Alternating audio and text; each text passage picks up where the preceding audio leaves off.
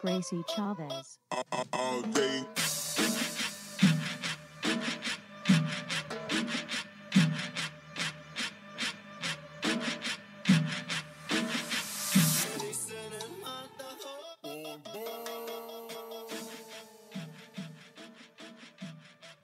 Happy day, my fabulous vibers. Welcome back to my podcast where I believe that every woman deserves the freedom to craft the life she wants and the guts to go after it.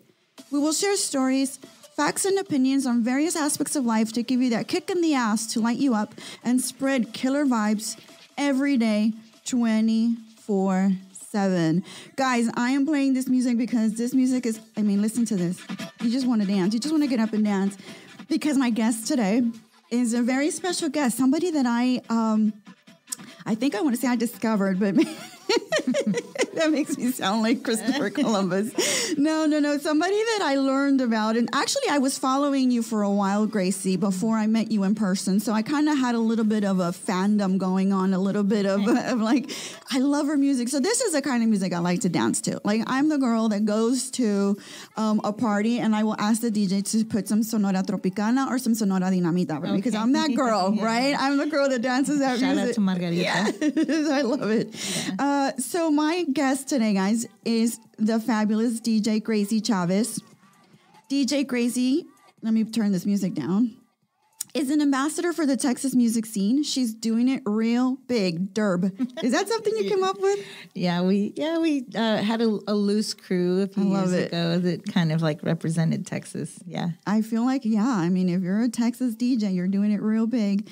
Pushing the crossover of music genres, playing a spectrum of sounds, and winning folks over. And this mommy is the perfect act with the pedigree heavy enough to handle any party. I love it. Yeah. A veteran DJ of the Lone Star State, she co-founded and leads Bon Bon, one of the region's hottest tropical bass crews and record label. Record label, that's so fucking awesome. She also is the founding DJ workshop instructor for Girls Rock Camp Houston. She holds a DJ residence at House of Blues, Houston and Marriott Marquis, Texas-sized pool deck. Ooh, yum. I can't wait to go out to the pool. Gracie has been nominated for various music awards, including Houston's Best Club DJ back-to-back years, 2004 to 2016. Wow, very cool. Amazing. And Gracie's a producer, songwriter, contributing music writer, lecturer, panelist, community activist, social media influencer, and a radio show host. And guys, the music I was playing for y'all is from a mix that she created for Sirius XM, Pitbull's Globalization, right? I love that station. Yeah. I love it. I love listening to it. So welcome to the show, Gracie. Thank you for having me, Alicia. I am so excited to have you because when I met you, I'm like, this girl is just doing it. And I love girls who are doing it, who are kicking ass. Like my bio says, go out there and do kick in the ass to light you up. I love it. So you're La Mera-Mera. What does La Mera-Mera mean? La Mera-Mera, I think in general just kind of means like boss lady, the one in charge. Did someone call you that? Yeah, that was a nickname I picked up, or that was, used, as Bon Bon was developing. Okay. I kind of took the reins, so to speak, and just kind of helped lead it and develop it. And 10 years later, we're still here. So you're super comfortable with somebody calling you La Mera-Mera, La Más Fregona, La Más Chingona, La Más Perrona. Like, you're super comfortable with it, or is something that you grew into? Honestly, I kind of feel like La Mera-Mera felt a little more comfortable. I think the first time I heard, when I went to Chicago, that was the first time I'd heard. I was also on a radio show. Okay. And I was being interviewed and, was referred to as a chingona. And, here, I guess, I don't know, maybe just my background, but that didn't feel so comfortable. Okay. You know what I mean? Why? Why didn't you feel comfortable with it? I just, what was different about the difference in Texas and Chicago? I guess because of, generational differences. Maybe and maybe cultural too, but I guess it was sort of a reference to like a bad word or something like that. Okay, and I think I would prefer to be a leader than a boss. There's a big difference. There's a big difference, and leaders inspire. Correct. and they create other leaders. Correct. That's something that I really believe in as well. I'm really glad, and it's really interesting that you say that, because I feel like the younger generation are a little more comfortable in building their confidence and asserting themselves. Yeah, I kind of feel like maybe lately that word has just been overused, and there's really, I don't know. I mean, catch me on a different day, maybe I'll feel differently, but just that word is just used. It's so dispensable now, but what are you really doing? Which word is more dispensable now? Chingona. Chingona, yeah. And I think, the more we use it, maybe the less effect it has. Correct. Right? Yeah, you're right.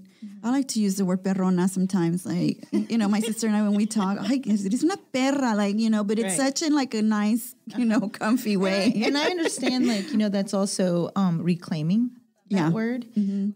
So that's why I come back to la mera. It's, I feel more comfortable with that. Do you think it's similar to reclaiming the word bitch?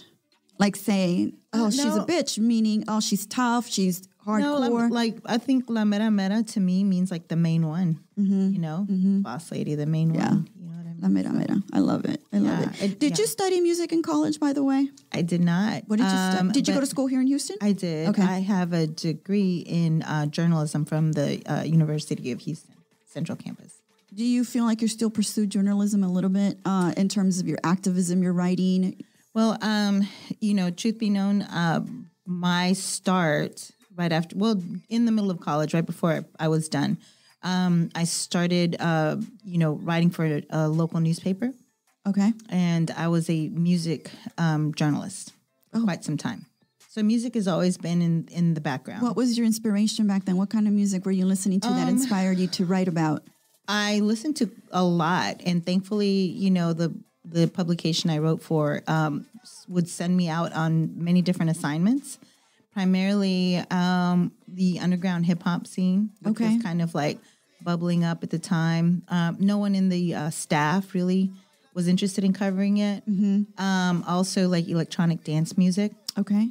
What years were these about? Late 90s. Late 90s. Okay. And then obviously this rock en español scene, simply because I spoke Spanish. Okay. It wasn't that I, was a big fan of the music genre, but again, it's just a job. And, in the process of doing, a lot of those assignments and reviewing live acts and music, I just discovered so much more. Okay. So the interest was already there. This sort of, helped expand it. And when you were growing up, did you listen? Because I know when I was growing up, I didn't listen to English music. It was only Spanish music. My parents are from Monterrey. So, the music that my dad would play would be like Ramon Ayala, would be a lot of norteño music.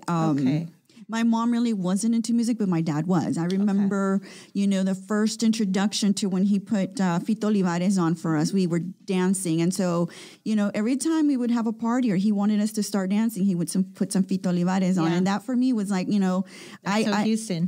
Yeah, it is. Is it Houston? Yeah, it is Houston. Yeah. Okay.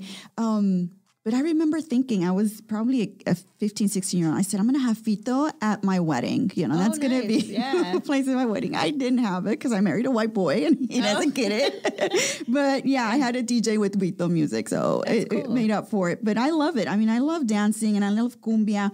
And the word bombón, why bombón and what's the connection to la mera? Well, El Bombón de Texas. ¿Así es el nombre o es Bombón, Texas? Just Bombón, Texas. Bombón, Texas. Yeah. And I think initially it was Bombón, Houston. Okay. Because when you look, again, this is like so like millennial, but when you looked up Bombón in Google, you'd get all these chocolates and stuff. So to sort of set ourselves apart, initially we called ourselves Bombón Houston to make it easier to find. Okay. But as we've expanded over the last decade, not only do we have members that are from all over the state, but now we have Bombón members all over the nation. And when you say we, you are in collaboration with two other founders, correct? Yeah, initially it was 4 of us. Actually, two. Alex Nava, who went by DJ Navo at the time, he and I co-founded Bombón. And we immediately recruited 2 other DJ friends of ours to sort of round it out.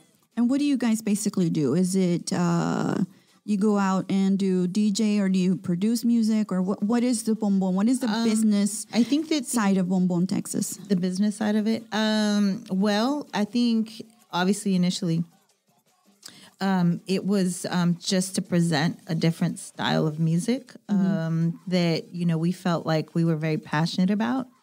We were just doing monthly events, nothing by design. We just, honestly, it was just to play the music that we didn't get to play anywhere else. Which was what kind of music? I mean, you're saying it was a unique way of creating music. So how were you doing? Were you mixing certain music? Were you... Right. And so, over a decade ago, when you said Latin nights, what you really meant was a salsa night. Ah, okay. And so typically, if you did want to go to a Latin night, you would have to dress up. There was typically, dress code. There was a, big cover at the door. Even if you did get past that, inside, you didn't have to be a fabulous dancer, but you definitely needed to know how to, dance salsa if you wanted to partake in, the celebrations there. And it was just, I don't know, it was just a little more limited or restrictive depending on who you were. And you didn't like that? Well, not necessarily that we didn't like that, but, that just wasn't our cup of tea. Up until then, myself and OG Bobby Trill, which was one of the founding members as well, we were already established DJs.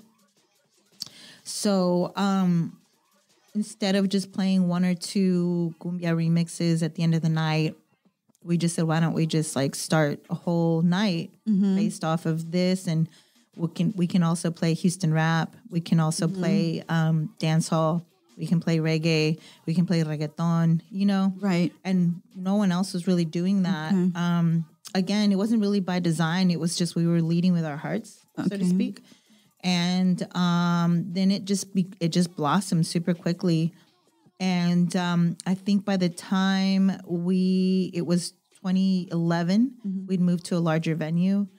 And that's when we started bringing in out-of-town guests, international, acts and stuff. And I think that's when we started to formulate, okay, well, we really need to kind of run this ship a little tighter. And so eventually we actually did, get a DBA and started really... really going for it. Yeah, opening up the bank account, making sure that we, took care of expenses. And how easy or hard, how difficult is it to work with partners? Because I've had partnerships that, I had to dissolve because, we just didn't work well together anymore. We just didn't have the same work ethic. We didn't see things the same. And so I'm wondering, for you're La Mera-Mera.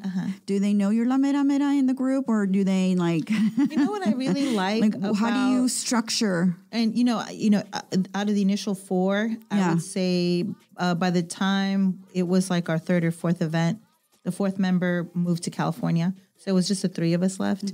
So what it did is it created this sort of environment where there was never really a tie. Because we did, we talk about everything, and there's, there's 3 of us. There's never really a tie. But overall, there's just a mutual respect. Between all 3 of us. And I often I joke and I call them my ego and my id. Each one of them. Your ego and your id. Yeah. It's it's a psychological thing. So for example, EID? ID, yeah. Okay. ID. I think I've heard it. I've heard of it before. Could tell me a little bit more about that. So, OG Bobby Trill is a little bit more, decisive, impulsive. Let's just do this. Let's just keep it moving. You know what I mean? Yeah. And sometimes you need to be that way. You need to be decisive. They don't dwell on the little details. They just want to get going. They just want to move. Or just, get it done. Yeah. And then Alex was our id.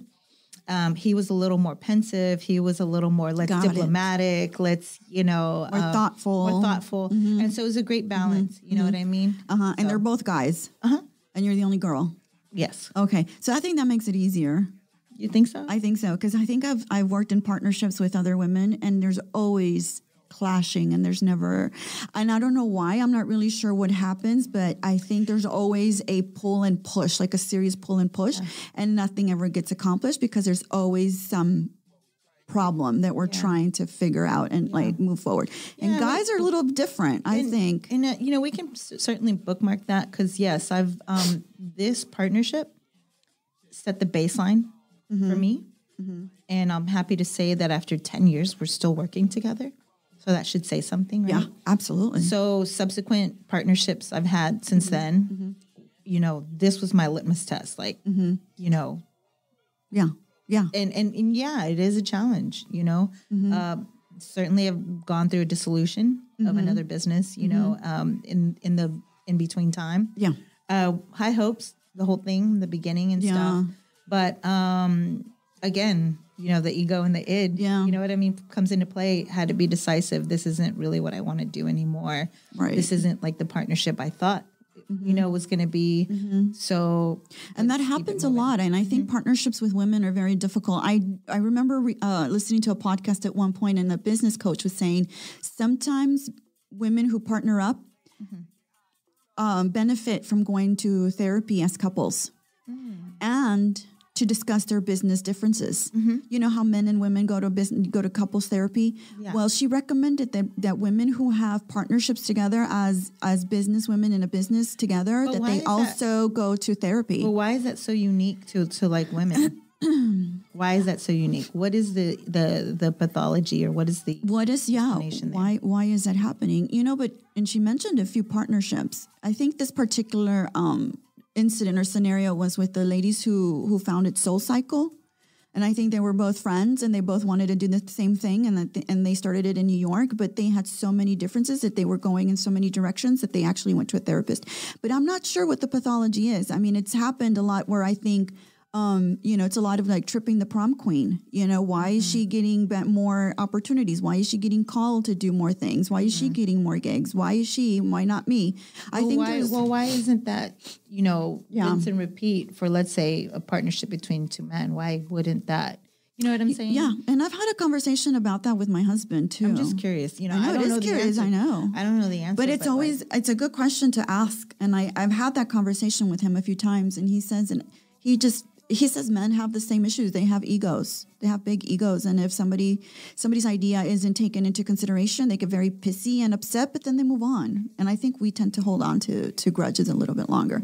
I don't know. It's a good question for a psychologist. Maybe we should ask somebody that question, why that happens. But I had a partnership with another woman, and I just couldn't handle it anymore. I just had to dissolve it. And we had opened business accounts. We had opened, we had everything, a bank account, all that. And it's just very, very just strange. But it's a really interesting way to look at it. And so that partnership dissolved. And so you continue now with this partnership, and it's been going on for 10 years. Right. Yeah. Wow. This has always been, the undercurrent. I guess this is always like, And why cumbias? I want to go back to that. Why is that? Because you said, fuck you to salsa. You said, I don't want to do that shit. Not necessarily. Yeah. No, you wanted to do it. No, it wasn't a fuck you to salsa. Okay. It wasn't. It was you were reasserting what you really were.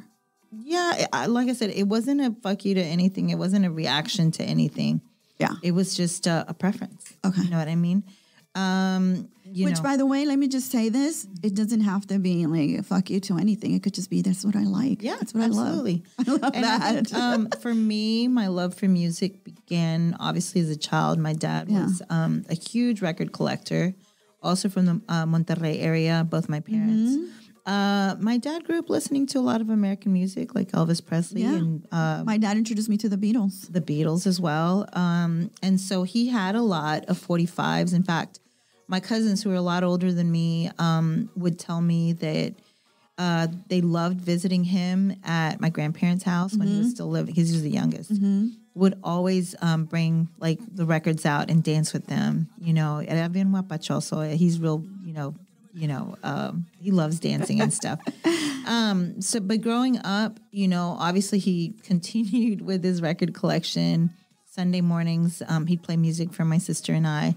But his music was pretty diverse. We didn't grow up with Tejano music. We did not grow up with regional norteño, like any of that stuff. My dad certainly listened to, obviously, like sonideros and cumbias and fito as well. But he also listened to the Bee Gees. And he also bought me my first Michael Jackson album. Amazing. So my dad's pretty open-minded. I love that. For a Latino. Yeah. So he was very open-minded, played a lot of disco. He loved a lot of disco.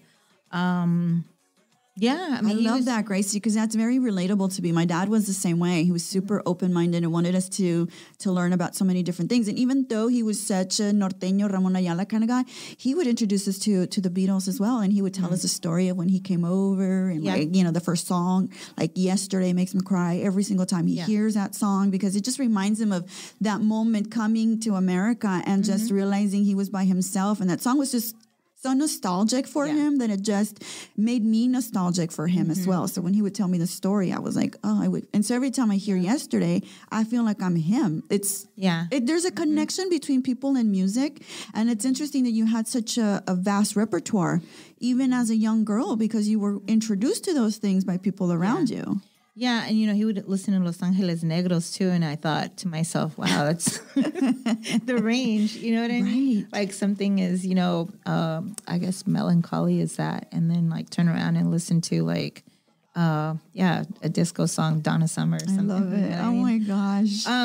But I think that's really where it started. Obviously, in my grade school and middle school and high school years, did a lot of my own exploring, just love music, period. And as, first generation, Mexican American, it was really hard for my parents, to afford a lot. So, this kind of ties back into Girls Rock Camp, but I'm assuming that, had that program existed, back when I was younger, that I would have loved to, participate attended, like that, because I feel like I missed out on either learning, instruments as a young child, where I think that would have helped me come out of my shell or blossom a lot sooner, at least artistically or creatively. Yeah. And music is so important, and it's one of those things that just gets cut in schools. So fast. And I think that, there was not that it was self-imposed. It was more self-imposed than, my parents saying, hey, you must choose a reasonable or, profession or whatnot. But I think that, the music thing has never seemed to go away. I haven't been able to squash it or quell it or anything. It's just always kind of seems to bubble up. And, I think there's something happening also in their culture that, parents are starting to realize that their kids are not, little copies of them, and they're not little robots either. You can't just program your kids to be what you want them to be. I think intrinsically have already an inclination to something. And the more they explore it, the more you give them opportunities. And it's true because, a lot of these girls, like my niece that I said to you, she loves to mix music, and she has a little program that she does, and she has a little system that her mom bought her, my sister. And I'm like, wow, how cool that she's creating such really cool mixes. And she's a huge fan of music, by the way, because her dad also introduced her to so many, the Red Hot Chili Peppers are her favorite. Oh, nice. But so she's got and I'm like, this program so let's talk a little bit about this program, because this is something that the minute you told me about it, I said, I need to go find some of these t-shirts and support you one way or another. Yeah, thank you. I appreciate that. I know you came out and supported. And I said I was going to do it, and I always say what I'm going to do. And I do what I say. That's what it meant. Girls Rock Camp Houston. Tell me a little bit about Girls Rock Camp.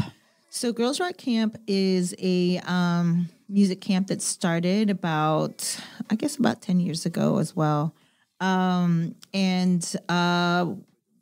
It's a chapter in sort of a national chain, I guess you could say, of other girls rock camps in several different cities and markets. In fact, at one year we had the girls from New Orleans come and volunteer with us because they were starting the New Orleans chapter. Wow. So that they can see how we ran and operated our stuff, and so that they could go back and do it there. But my introduction to it, my ex-husband, he's also in the music industry. He's an audio engineer. So we both kind of thought it would be a great idea to sort of look into it. And had a, she was 5 at the time. She was interested in learning instruments, and we thought, why not? Of course, yeah. So what instruments does she play? Drums. Wow. Karen Carpenter. Yeah. She's my favorite drummer. Yes. So Very cool. When we started going, she started the first year as a camper, and I was their DJ workshop instructor. So yeah, every summer for a whole week. And let me just say that the program isn't designed to create the next pop group. Okay. It's not. I think what we miss sometimes is giving girls, especially in mostly male-dominated industries, just the opportunity to have a voice and create. And so the real mission for Girls Rock Camp is to empower girls through music. Wow. And empower them to feel what? To feel like they can do anything, be themselves, be weird, be fabulous, express their correct. Yeah. You know what I mean? Because I think a lot of times, and I think more so in the Latin culture, but let's just say, 3,000-foot view. I mean, it happens quite a bit where you encourage girls to be the smartest and in grade school. And then at some point, when puberty hits, it's kind of like they dim their light. That's true. I was a middle school teacher, and that's absolutely happens. And I'm like, why? Why? And they're very self-conscious. Their confidence gets a big hit, and they don't feel confident anymore. And I think it has to do a little bit with their body changes. They're a little afraid of showing too much or being... I think they're starting to get this conditioning that they have to be a certain way. They have to look a certain way. There's certain norms. And before puberty, they're not really paying attention to those things. And now with social media, it's even become worse. That it's just... And I know this from having, been a middle school teacher and a high school teacher where, even when you spoke to them, boosted them, gave them every possible motivational speech you can give them, they were still, not happy with themselves. They were still not proud of their accomplishments. They were afraid to even share when they did something good. Right.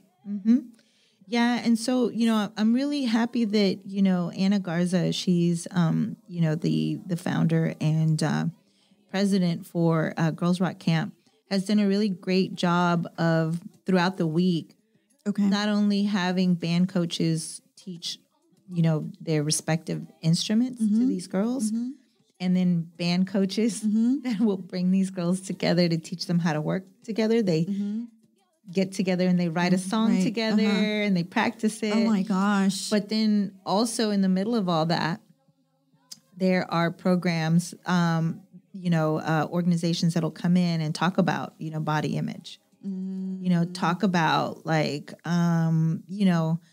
social issues, gender issues. I think in the last, few years, we, finally started, bringing in transgender, students or campers. Wow. And, again, teaching, girls both, how to, navigate through real life, That is so important. That is so important. And is this organization a nonprofit? Can people find you and make a donation or, Absolutely. send... Yeah. And so, yes, Girls Rock Camp, Houston.org, I believe is the, I'll have to double check that, but quick Google search and you'll find it. More easily, you can find it on my, the link in my bio on Instagram, DJ Gracie Chavez on Instagram. Very cool. I'm going to be sharing all of those handles, by the way, on our descriptions, guys, and also on the podcast Instagram.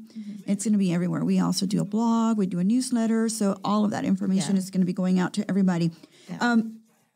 Gracie, what do you see as like the future of music, the future of DJs, the future of beyond 2021? Where do you see us going in terms of what we like, influences, trends?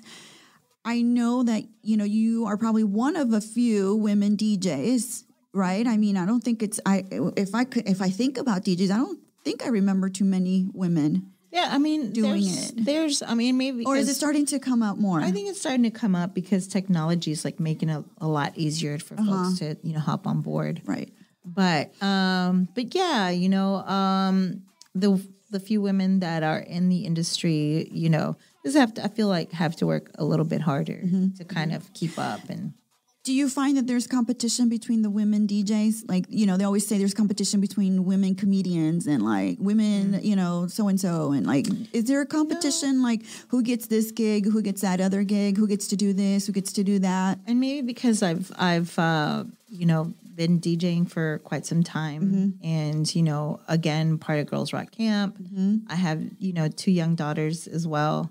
Maybe that's the case with, a younger set of like, up and coming or aspiring like, DJs.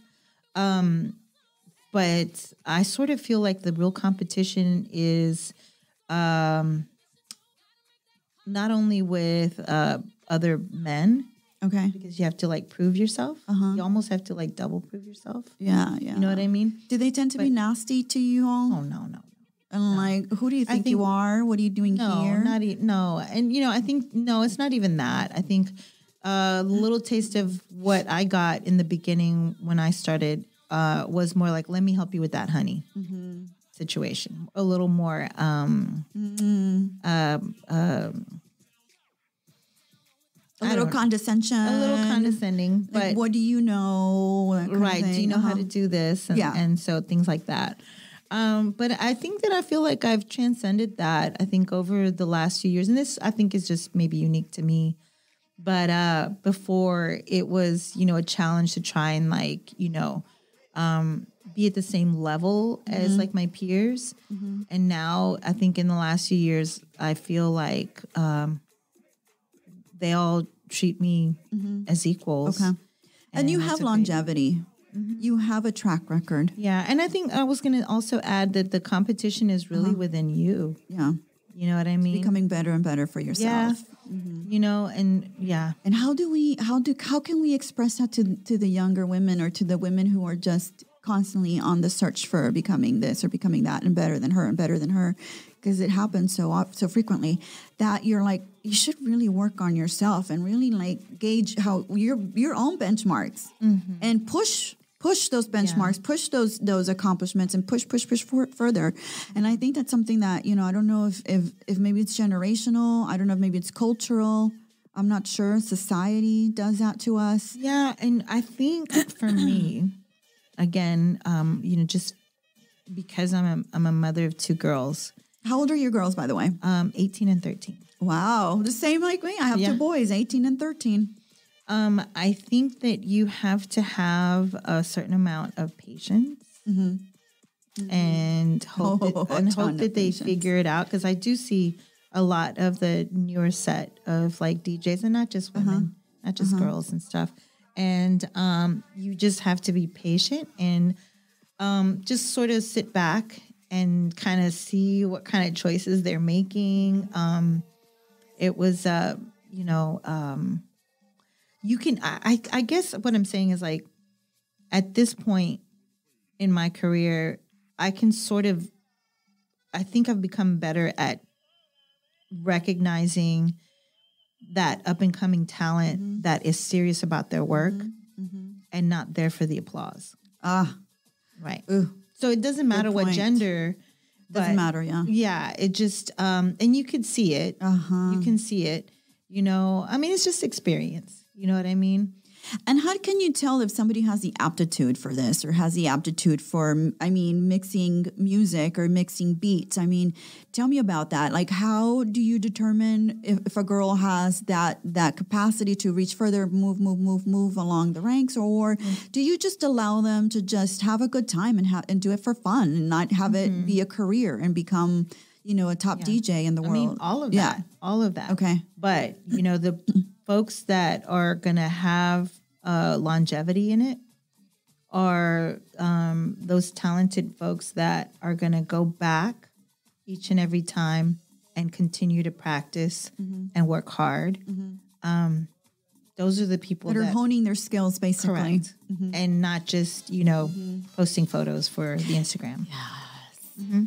Yeah. My son, my 18-year-old, for the longest time, my husband and I were like, so, not because he's a videographer, he does music videos and he works with a lot of rappers and a lot of kids, that are rapping and doing their music and they produce their own music. They have little studios, because nowadays with a computer and some good systems, you can create some stuff. And we were like, Alex, are you sure you want to do that? Are you sure that's something you really want to do? Like we were in our head wanting him to pursue, I guess, a traditional role in sense of, how he's going to make money. And my husband's in business. So he's always been like, business. And one time we were just like, we have to go see a therapist because we can't figure this out. And she said, you just have to let him lead. Let him find his way. You can't keep wanting to mold him into what you want him to be. And honestly, he has shown us to have such a talent for it.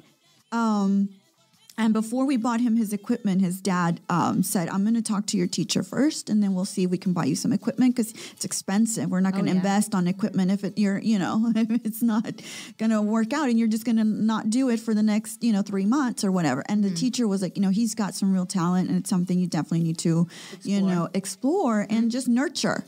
And I think we forget to nurture our kids and their own little talents. And it's not what we want them to do. It's what they're inclined to do. And if music is something that they're inclined to do, why not? It's like growing plants or growing flowers. Or, you know what I mean? I've become a plant mom over the quarantine, the last year and stuff. But you can't really pull the roots up. You can't really tell it how, it's going to bloom or whatever. Yeah. Force it. You have to feed it a little sunshine, a little water, a little play some music for it. Play some music for it. So talk about music and mental health for me a little bit, because I know during the pandemic, a lot of women were trying to find outlets for themselves, trying to find ways to relieve a little bit of the stress. We had our kids at home. We had virtual schooling. We had husbands at home. Everybody was living together. Yeah. I find that for me, music is very therapeutic. I find that when I'm feeling super down, frustrated, stressed out, I'll play something that I'll know. Well, like Karen Carpenter for me, if I play Karen, I will start to feel happy and joyful. Oh, wow. Okay. And, there's certain things, and so... Do you find that happens a lot in music and people tell you these things, or is it just me that I just think it's therapeutic? I think this whole... they'll say your mix, Gracie. Wow, I loved it. I listened to it 1,000 times. And just a side note, I've caught myself when I've listened to older mixes or stuff I've done in the past, I'm like, wow, that was either that was really ballsy or that was really wow, o sea, ¿dónde me salió eso? You know what I mean? Yes. But I'm glad that no one was there to say, no, don't do it or whatever. This past year has probably put a spotlight, not just on music, but I would say artists. Because I think it's been a really tough year for creatives. And, going back to March, April of last year, essential worker, that label was being used so often. And it does something to the psyche, where, as my significant other, is an essential worker. He works out at the port. Okay. And so what does that say to creatives, or what does that say to, other that they're folks? not essential? They're not essential, not important, all of that. So, I'm going to quote Erykah Badu, it's like, we're artists and we're sensitive about our shit. Yes.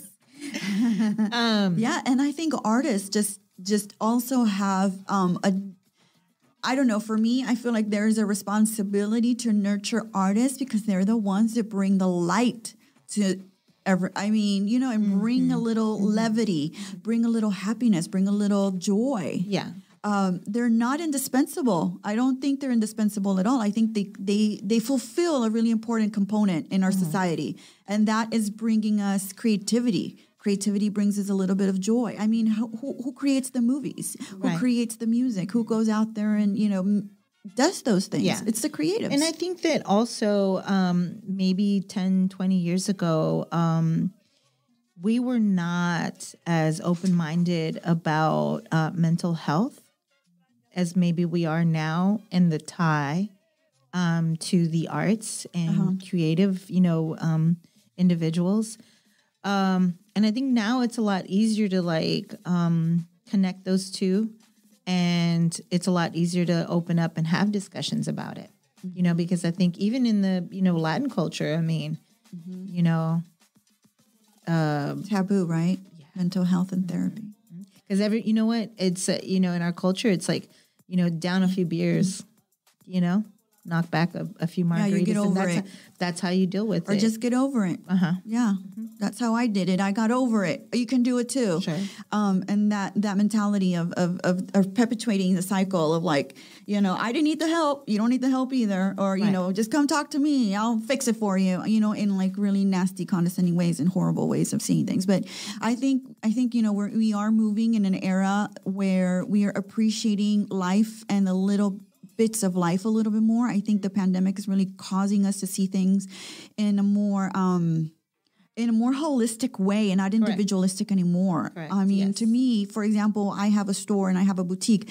I really started to move away from fast fashion and started doing more slow fashion. And now I really do more resale. Now I do more investment pieces just because I started to feel like I have more of a commitment to my planet, to my earth, to my life, and doing things with purpose. Yeah. And my events now, I used to book events and do events all the time.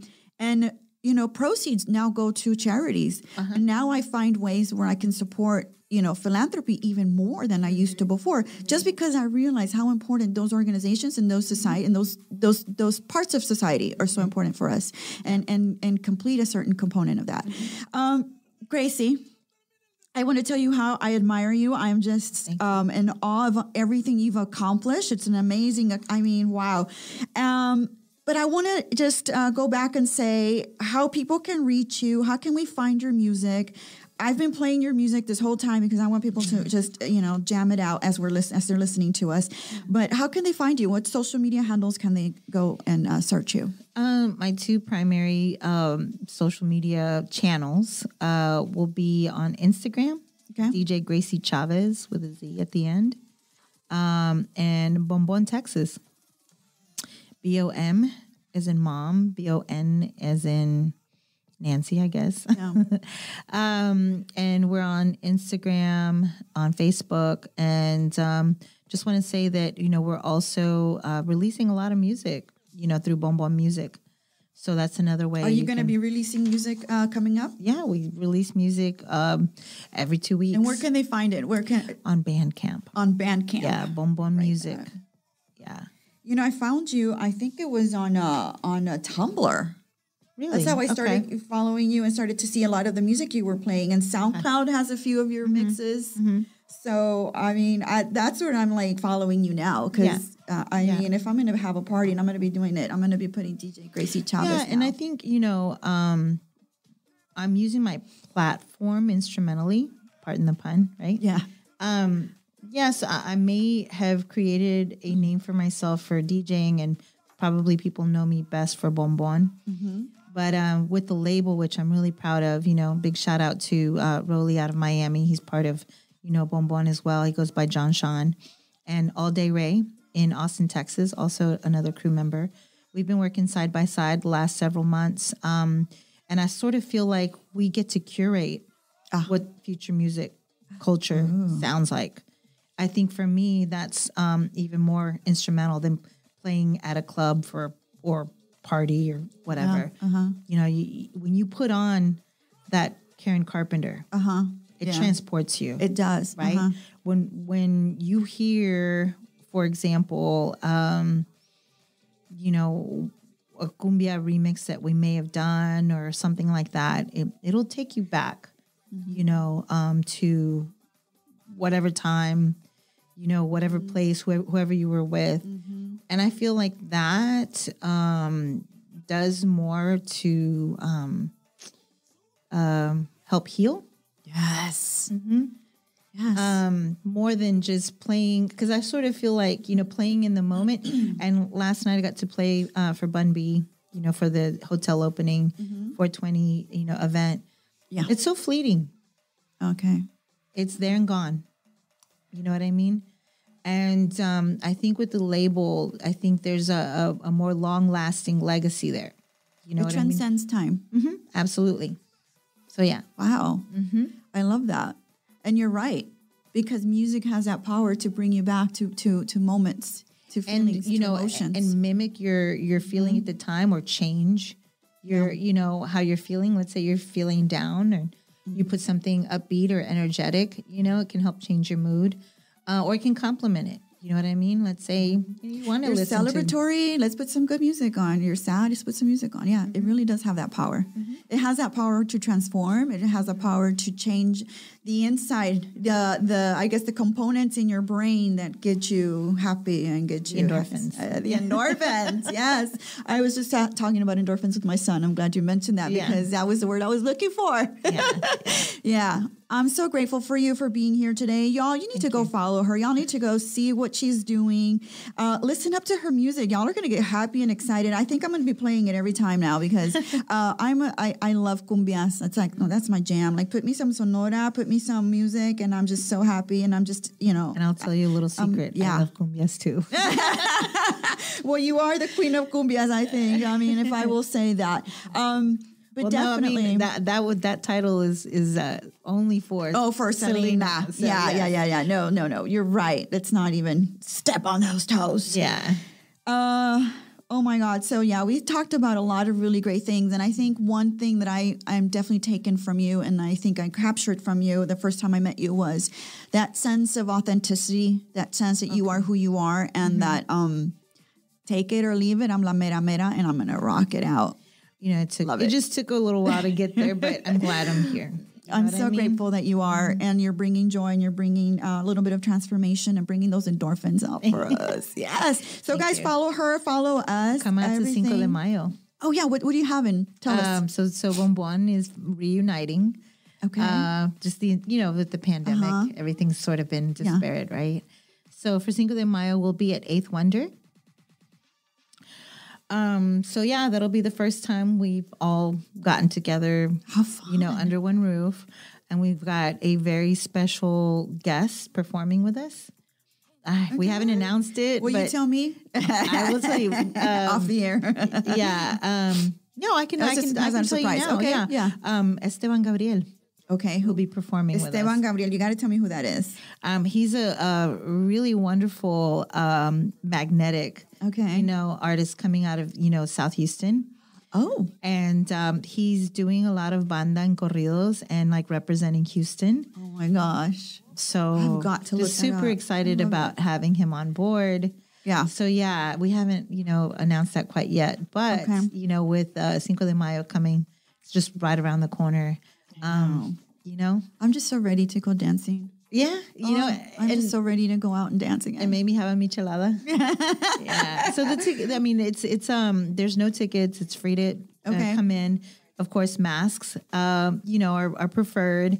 It's pet friendly, kid friendly, 4 to 9 p.m. So, it'll just be better than your sister's quinceañera. I love it.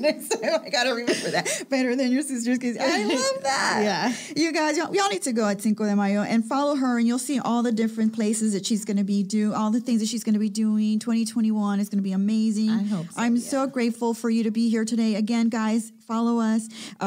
Send us your comments. I would love to hear from you. Send us your reviews. I want to know what you're thinking. And again, I cannot wait for you guys to listen up and Ooh, this is a closing of season 3 with a bang. Thank you, Gracie. Thanks for Appreciate having me. you. Alicia.